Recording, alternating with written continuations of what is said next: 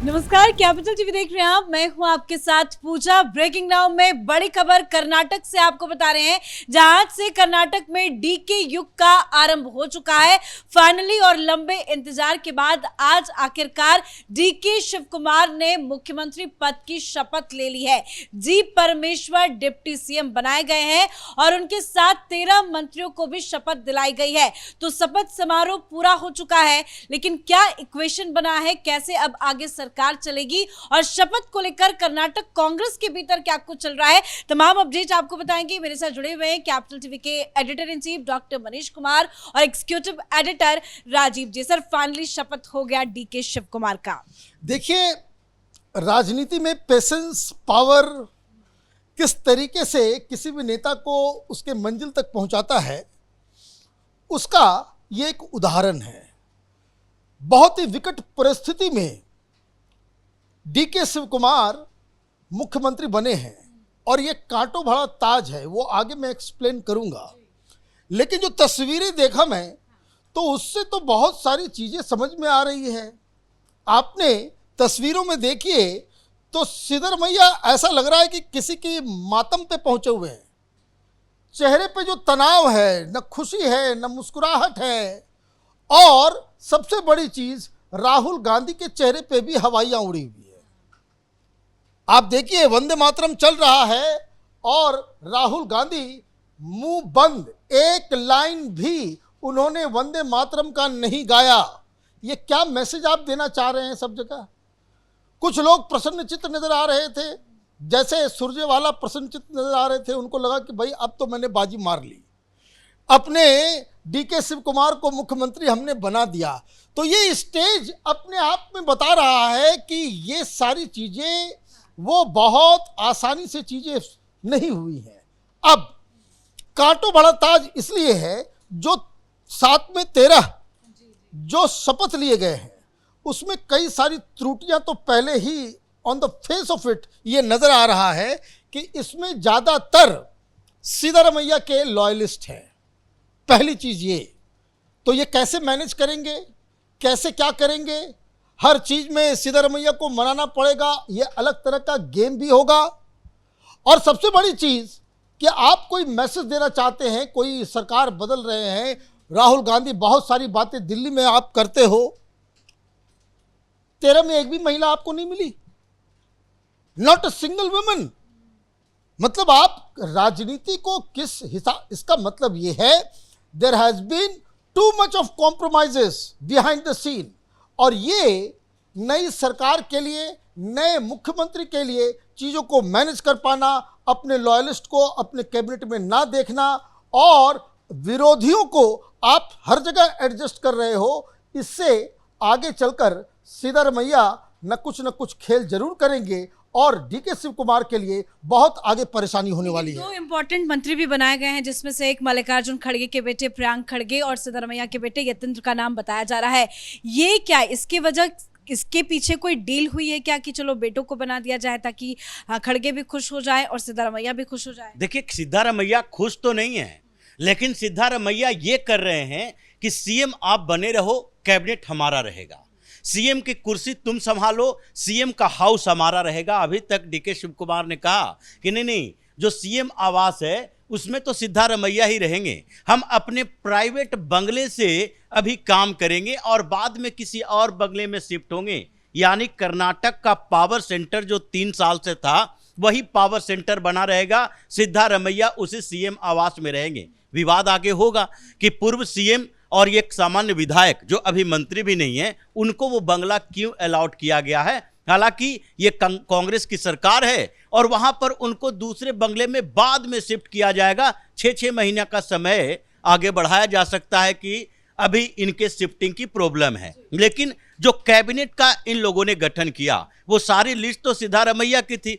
ये वही लोग थे जो सिद्धरमैया के साथ दिल्ली आए थे और वही लोग हैं जो सिद्धरमैया के लिस्ट में शामिल थे। इसी के ऊपर दिल्ली में बैठक चल रही थी कि नहीं, जब सारे सिद्धरमैया के लोगों को अगर हम कैबिनेट मिनिस्टर बना देंगे तो उसके बाद ये डीके शिव कुमार के लोग कहां जाएंगे। तो इसी के बाद चर्चा हुई कि नहीं कुछ दिन इंतजार करते हैं, अभी दोनों के बीच समन्वय स्थापित करने के लिए सारे मंत्रियों का शपथ नहीं करवाएंगे, क्योंकि पहले तो ये कह रहे थे कि नहीं पूरा कैबिनेट एक ही बार शपथ लेगा, लेकिन बाद में हुआ कि नहीं 15-20 मंत्रियों को अभी रखे रहते हैं ताकि अचानक से अगर सारे कैबिनेट की शपथ करवाएंगे तो फिर विद्रोही स्वर सामने आएंगे, अभी कुछ वेटिंग में रहा जाए। तो इसलिए मंच पर जो हुआ वो सिद्धारमैया का किया हुआ था, मंच के बाद जो कल से होगा वो सिद्धारमैया करेंगे। और इसीलिए डीके शिव कुमार को लग रहा है कि अभी सीएम की कुर्सी तो मिल गई है लेकिन सामान्य स्थितियां नहीं है, हम पॉपुलर पॉलिटिक्स कर सकते हैं, कुछ योजनाएं लागू कर सकते हैं, लेकिन ये पूरा कॉम्बिनेशन जो बनाया है उनके अकॉर्डिंग नहीं है। सिद्धारमैया जो पिछले 15 सालों से जिस ग्रुप के आधार पर पॉलिटिक्स कर रहे थे, यानी दलित कम्युनिटी उनके साथ होना चाहिए, अल्पसंख्यक समुदाय यानी मुस्लिम और क्रिश्चियन दोनों मंत्री बनाए गए, उसके बाद एसटी कम्युनिटी उनके साथ होना चाहिए, ओबीसी के नेता उनके साथ होने चाहिए। अब ये पूरा कॉम्बिनेशन जो है अहिंदा का वो सिद्धारमैया का है और उन्होंने पूरे कैबिनेट में इन लोगों को शिफ्ट कर दिया। अब आगे जो इन लोगों के साथ बैठक होगी क्या डीके शिव कुमार की होगी या सिद्धारमैया की होगी, सिद्धारमैया डील इनसे करेंगे या डीके शिव कुमार करेंगे। तो अभी राहुल गांधी ने सीएम की कुर्सी तो दे दी है लेकिन कर्नाटक का जो पूरा पावर है, सिस्टम है, वो सिद्धारमैया के पास है और वो दिखाई पड़ेगा अगले राज्यसभा चुनाव में, उसके साथ ही एमएलसी के चुनाव में। और 2028 तो पूरी तरह से मान कर चलें कि भारतीय जनता पार्टी को कर्नाटक सौंप दिया है राहुल गांधी और डीके शिव कुमार ने। कहा कुछ और गया और मंच से दिखाई कुछ और दिया। सर, इतने दिनों तक चर्चा थी कि 4 डिप्टी सीएम बनाए जाएंगे, लेकिन आज जी परमेश्वर ने शपथ ली और साथ ही जो लिस्ट की चर्चा हो रही थी उसमें भी काफी ज्यादा फेरबदल हुआ। ये जो लिस्ट आज 13 लोगों का सामने आया जिन लोगों ने शपथ ली मंत्री पद की, वो किसके अनुसार हुआ है, किसके नाम पर मुहर लगी है? सिद्धारमैया की लिस्ट मानी जाए या डीके शिव कुमार? पूरी तरीके से सिद्धारमैया का पूरा खेल है और अभी शपथ हुआ नहीं है और बवाल मचना शुरू हुआ है। पिछली बार कांग्रेस पार्टी इसलिए सरकार में आई क्योंकि लिंगायत कम्युनिटी ने फुल सपोर्ट दिया था कांग्रेस पार्टी को, जो ट्रेडिशनली वो भारतीय जनता पार्टी के साथ थे। अब वो लोग ढूंढ रहे हैं कि भाई लिंगायत कहाँ है इसमें, क्योंकि लिंगायत इतना डोमिनेंट है। लिंगायत और वोकलिंगा ये दोनों ही इस पूरे सिस्टम से गायब हैं। इन लोगों को ये अपेक्षा थी कम से कम 5-7 लिंगायत मिनिस्टर होने चाहिए, यहाँ तो अहिंदा वाले सब नजर आ रहे हैं। ये अपने आप में कांग्रेस पार्टी के लिए आगे चल करके एक झटका होने जा रहा है।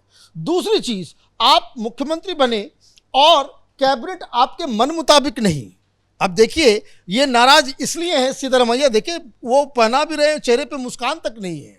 वो इसलिए क्योंकि इनकी एक डिमांड थी कि कोऑर्डिनेशन कमेटी बनाई जाए और कोऑर्डिनेशन कमेटी का चीफ मुझे बनाया जाए कि ताकि हम सरकार को, जैसे सोनिया गांधी चला रही थी यूपीए सरकार को, वैसे हम चलाएं। शायद ये डिमांड जो है वो नहीं मानी गई है।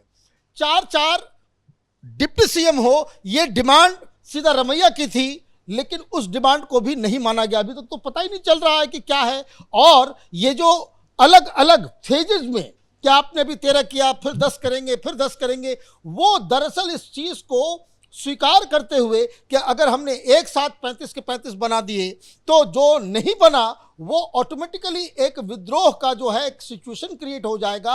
अभी क्या है, आपने 13 कर दिया, 5-6 महीने के बाद आप सोचोगे कि इसको बढ़ाएं, तो उसमें क्या होता है कि सारे लोग जो नहीं बने हैं उनको ये आशा बनी रहेगी कि अगले लिस्ट में मेरा नाम आ सकता है। तो ये जो टोपी पहनाने की जो कलाबाजी दिल्ली से की गई है, ये आगे चल करके कांग्रेस पार्टी के लिए बहुत बड़ी मुसीबत क्रिएट करेगा। अभी तक तो कैमरे में ये दिखाने की कोशिश हो रही है कि सिद्धारमैया और डीके के बीच में बहुत अच्छी ट्यूनिंग है, कभी वो पैर छूते हैं। आज भले ही वो मायूस थे लेकिन साथ साथ नजर आ रहे हैं। ये ट्यूनिंग क्या अभी आगे भी नजर आएगी? क्योंकि आज तो शपथ हो गया है, कंट्रोल नो डाउट सिद्धारमैया अपने हाथ में चाहते हैं, लेकिन क्या डीके शिव कुमार चुप बैठेंगे या वो अब शपथ के बाद अपने हिसाब से आगे रणनीति बनाएंगे और वो उस पर काम करेंगे? देखिए कोशिश तो यही है क्योंकि दोनों स्मार्ट पॉलिटिशियन हैं।